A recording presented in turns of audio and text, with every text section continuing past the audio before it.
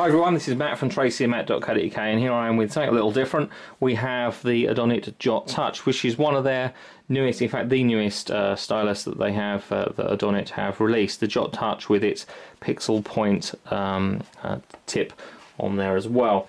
Now, we looked at the Jot Flip I guess a good few months, maybe even a year or so ago, and I actually do use the Jot Flip pretty much all the time with my iPad.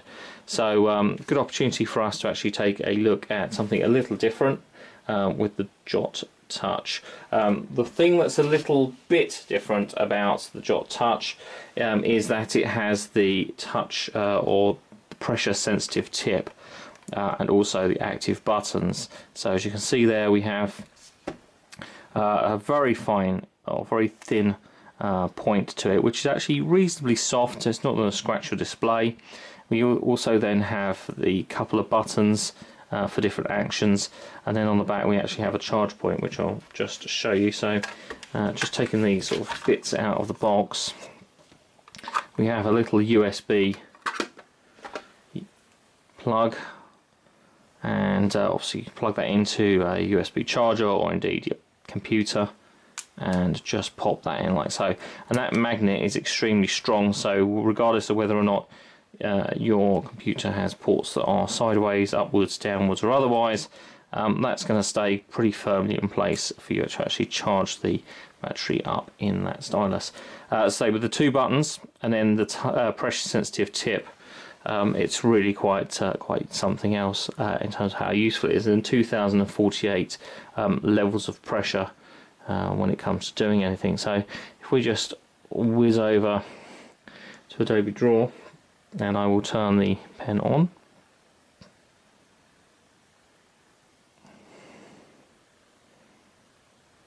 There we go. And all I simply need to do in this particular application to pair it is hold my pen and stylus over that point, and it's connected using Bluetooth Low Energy. So it doesn't need any actual pairing as long as Bluetooth is switched on the device as well. We can edit the Jot Touch, which we can go into here, and we can change the settings. We can change the colour, for example, which is here, and as you can see there's a little LED there, and I can go around this colour wheel, and if you can make that out, actually change the colour of the LED to just give it a little bit of personalisation as we move around. And we can name it and so on, which I won't worry about just at the moment. Then we have the different controls in here.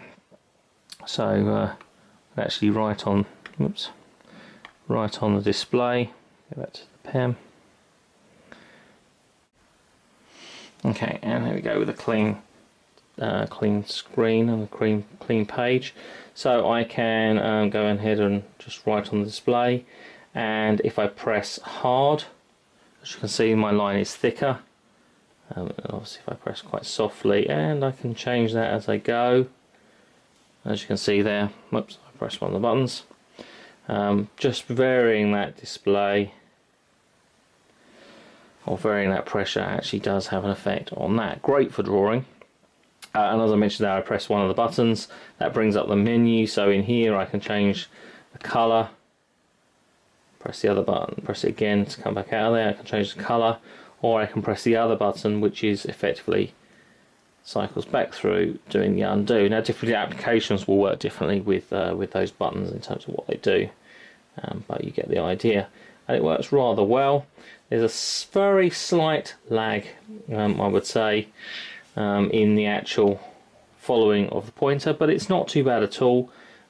Something you kind of get used to. And in terms of the accuracy of how it's following, again there is a slight offset in terms of how well the what you're drawing follows the pointer, but it works quite well. Again, you can sort of adjust that and get used to it. It gives you a little idea. So that's a very quick look at the Adonit Jot Touch.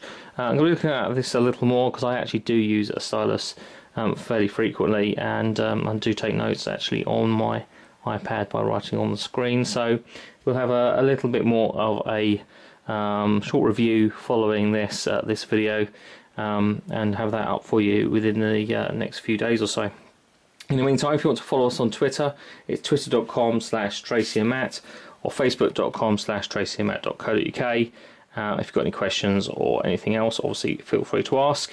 And I'll be back soon with some more videos and reviews on TracyandMatt.co.uk. But for now, thanks for watching.